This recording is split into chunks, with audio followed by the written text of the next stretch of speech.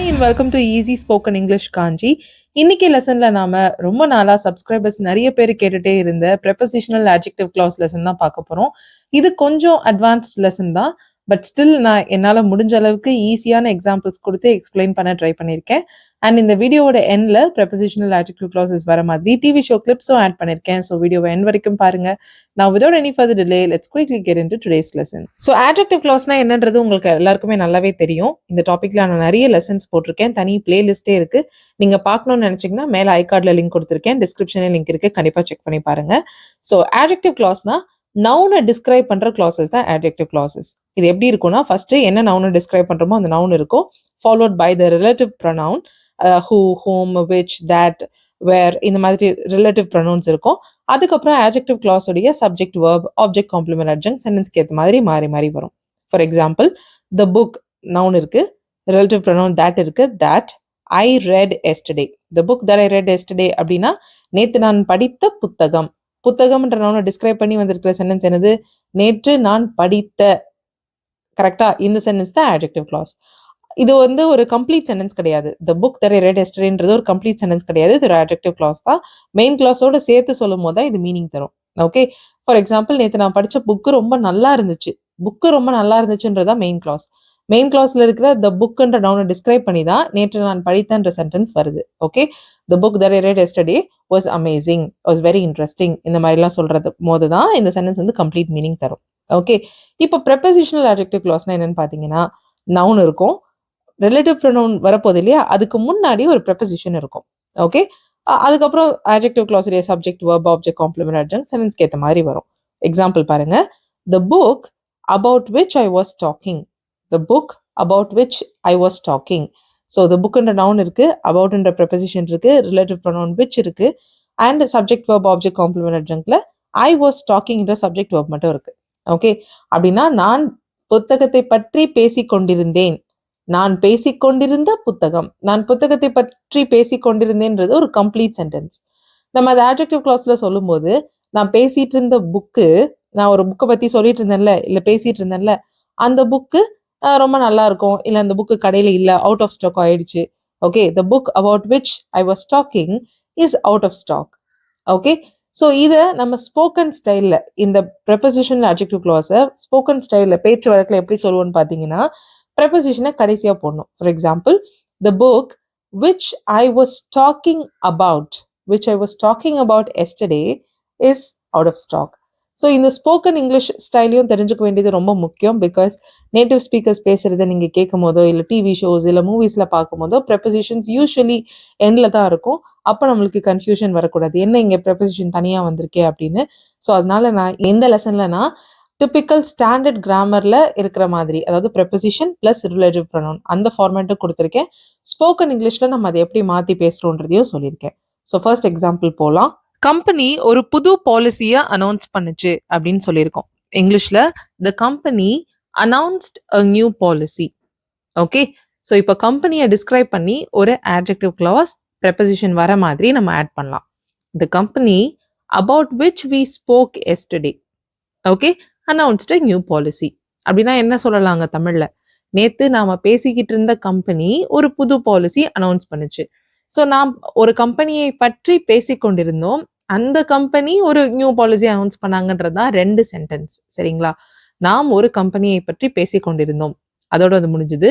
அடுத்த சென்டென்ஸ், அந்த கம்பெனி ஒரு புது பாலிசி அனௌன்ஸ் பண்ணாங்க. இது ரெண்டையும் சேர்த்து சொல்லும் போது தமிழ்ல அந்த ப்ரெப்பசிஷன் பற்றின்றது சொல்ல மாட்டோம். நாம பேசிட்டு இருந்த கம்பெனி ஒரு நியூ பாலிசி அனௌன்ஸ் பண்றாங்க இல்ல பண்ணாங்க. ஓகே, அப்போ பற்றின்னு தமிழ்ல வரலையே, இங்கிலீஷ்ல எப்படி வருது அப்படின்றது தான் இதுல ஒரு கன்ஃபியூஷனே. ஓகே, அதனால தான் நான் லெசன் ஸ்டார்ட் பண்ணும்போது இது ஒரு அட்வான்ஸ்ட் டாபிக்னு சொன்னேன். ஓகே, ஆல்ரைட், பாருங்க. The company about which we spoke. இதே நம்ம ஸ்போக்கன் இங்கிலீஷ்ல பாத்தீங்கன்னா இந்த ப்ரெப்பசிஷனை கண்டிப்பா ரிலேட்டிவ் ப்ரொனவுனுக்கு முன்னாடி தான் யூஸ் பண்ணுவோம்னு இல்லை, நம்ம கொஞ்சம் வேற மாதிரி மாத்தி யூஸ் பண்ணுவோம். பாருங்க, the company which we spoke about yesterday. We spoke about the company. கரெக்டா? ஸ்போக் பக்கத்துல தான் about the company-ன்னு வரணும், தனியா அந்த சென்டென்ஸ் சொல்லும் போது. We spoke about the company announced a new policy. Correct? So அந்த இடத்துல ஸ்போக் பக்கத்துல, வேர்புக்கு பக்கத்துல நம்ம அந்த ப்ரெப்பசிஷனை யூஸ் பண்ணலாம். Company which we spoke about yesterday announced a new policy. Okay, அதாவது ஸ்டாண்டர்ட் கிராமர் சென்டென்ஸ் எதுவாக இருக்குன்னு பார்த்தீங்கன்னா செகண்ட் ஒன் தான். அதுதான் standard format. Preposition plus relative pronoun.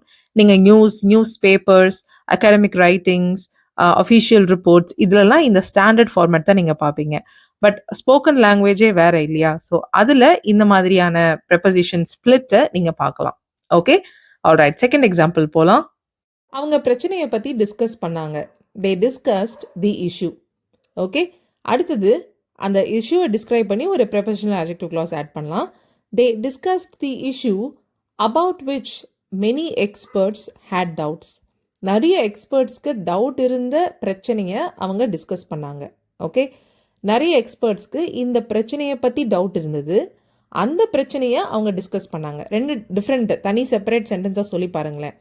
நிறைய எக்ஸ்பர்ட்ஸ்க்கு இந்த பிரச்சனையை பற்றி டவுட்ஸ் இருந்துச்சு. Many experts had doubts about this issue. They discussed the issue. கரெக்டாக? ஸோ ஸ்போக்கன் இங்கிலீஷில் இது எப்படி மாற்றலாங்க? அபவுட்ன்ற ப்ரெப்போசிஷன் எங்கே போடலாம்? They discussed the issue which many experts had doubts about. Okay, alright. Third example பாருங்க.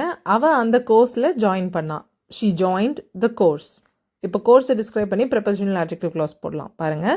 She joined the course for which she had been preparing for months. Okay, பல மாதங்களாக அவள் தயார் செய்து கொண்டிருந்த கோர்ஸில் அவள் சேர்ந்தாள். ஃபஸ்ட்டு அவள் கோர்ஸில் ஜாயின் பண்ணா.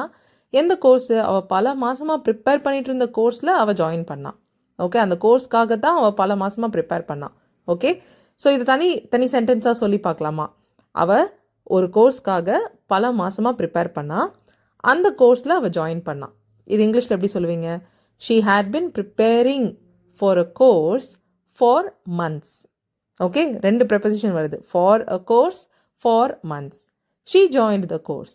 அவள் ஒரு கோர்ஸ்க்காக பல மாதமாக ப்ரிப்பேர் பண்ணா. அந்த கோர்ஸில் ஜாயின் பண்ணா. சேர்த்து சொல்லும் போது தான் she joined the course for which she had been preparing for months. சரிங்களா? இப்போ இதில் தான் ஒரு சின்ன ட்விஸ்ட் இருக்குது. ஸ்போக்கன் இங்கிலீஷில் இதை சொல்லும் போது இந்த ஃபர்ஸ்ட் இருக்கிற ரிலேட்டிவ் ப்ரொனவுனுக்கு முன்னாடி இருக்கிற அந்த ப்ரெப்போசிஷன் ஃபாரை நம்ம அந்த கிளாஸோடைய எண்டில் போடும்போது ரெண்டு ஃபார் பக்கத்தில் வரும். பாருங்கள்.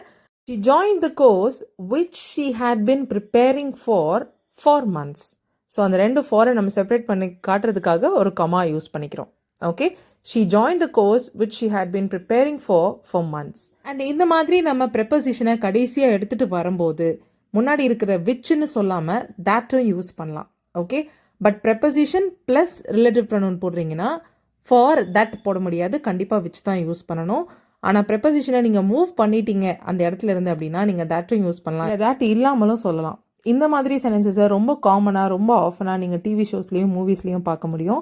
ஸோ அது ரிலேட்டடான சில கிளிப்பிங்ஸ் ஆட் பண்ணியிருக்கேன், பாருங்கள். அப்புறம் நம்ம டிஸ்கஸ் பண்ணலாம். The phone call I was waiting for 2 days finally came through. The phone call I was waiting for 2 days finally came through. The toy I've been begging for months and months. The toy I've been begging for months and months.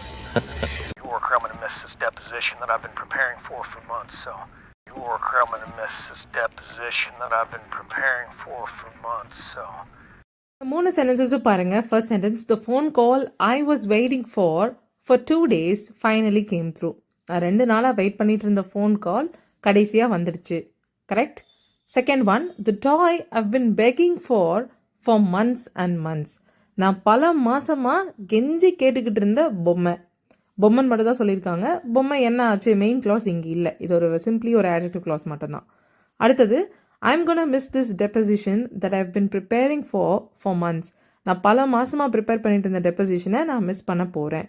Okay, so நான் சொன்ன மாதிரியே இது standard ஃபார்மேட்டில் இல்லை. That is preposition plus relative pronoun அப்படின்னு ஒரு sentence கூட இல்லை.